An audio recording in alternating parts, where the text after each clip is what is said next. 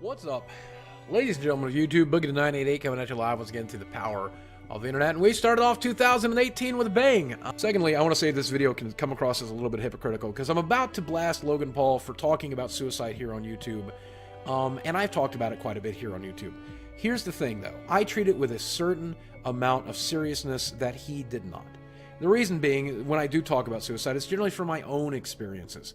I have been suicidal off and on throughout my life, having suicide attempts behind me. I've had suicidal tendencies my entire life, even very recently, going through my recent divorce and feeling a lot of very negative things, which I've needed to talk about in therapy and group therapy.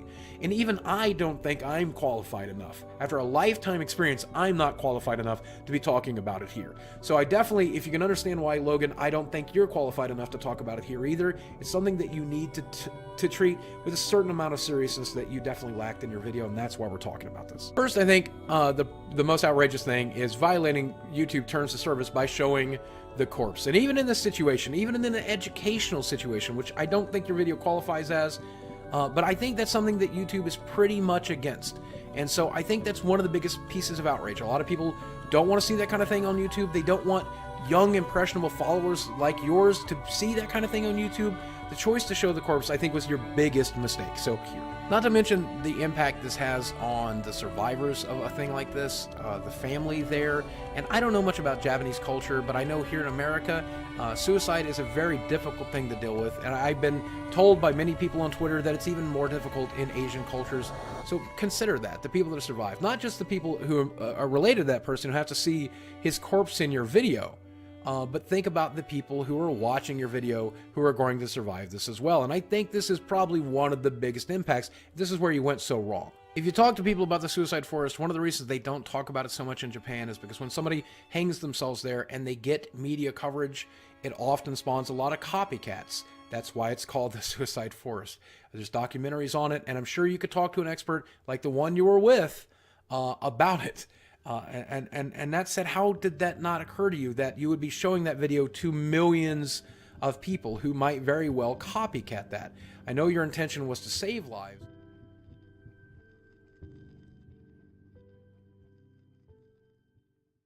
Hey, how's it going? I hope you're all well. As you've no doubt seen by now, a lot of crazy stuff has gone down in the last week or so on YouTube in regards to the whole Logan Paul situation. And I'm not here to do a play-by-play video reaction or to talk about the ins and outs of everything that went on. A completely disgusting thing to do. That the lack of humanity that was shown in that video is astounding. It shocks me to my core. And I can't believe it ever made the light of day, and that sense of conscience didn't kick in between recording this thing, which is already morally just and ethically really strange and a really messed up thing to do, but the fact that your conscience didn't kick in between recording it and then having to edit it and then having to upload it and make a thumbnail and title it and re-record an intro for it and all these different types of things. I can't believe a video like that ever made the light of day. And other people have made a lot of response videos to this already, and a lot of people have hit the nail on the head in regards to where my thoughts lie. So I don't want to bog down a video talking about it again and going over the same stuff again and talking about the same types of mentalities again. I do not stand for it. I do not think it was a good idea. I do not think that it ever should have been made. We can't let this be a thing that exists and just be a terrible moment that exists on YouTube. We can't let this be the defining moment for what YouTube is, and for the start of this year to start it off with something like this just existing on YouTube and everyone thinking that that's just the way YouTube is. Because YouTube themselves have not really, like, they haven't really come out against this either. They said that they don't tolerate stuff like this, and it's completely against terms of service to even upload a video like this, but they've yet to put in their action. And, like, a lot of action has not been taken against this yet. And I'm not an authority to be able to take action in any capacity like that in regards to the way YouTube can. But what we can do is, as a community, we can come together to turn this situation into a positive.